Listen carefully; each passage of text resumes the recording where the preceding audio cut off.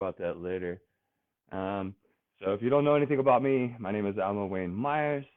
I used to be Los Angeles mobile acupuncture. I was so set and deadbeat to deliver the best care to everybody in Los Angeles, the greatest Los Angeles area.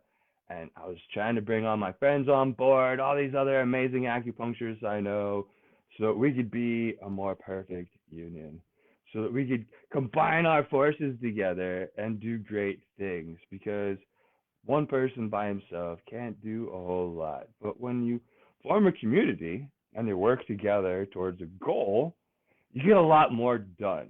So I started forming a community of people. It was not perfect. I had no idea what I was doing trying to run a business. I just knew we were great acupuncturists and we had to try something. So we got together, we did the best we could, and eventually it took a while, but it got up and running. And by the time I got it up and running, I was so stressed out from doing pretty much more than I could handle. I'd hired a few assistants to help out with billing and phones and all these other things, but I just wasn't really prepared for the amount of work and everything else that was involved in running a business by myself with no background in business. So I had no real support from my friends and my family. Nobody knew how to run a house call business. Everybody's like, get an office.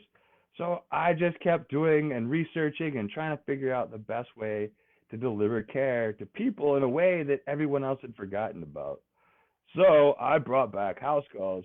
But at the same time, I stressed myself out so much. In the process, I developed epilepsy, and I also got a viral meningitis and ended up having a subarachnoid stroke. So at some point, I completely lost my mind. I lost some memories. I was begging for help, screaming for help, lashing out.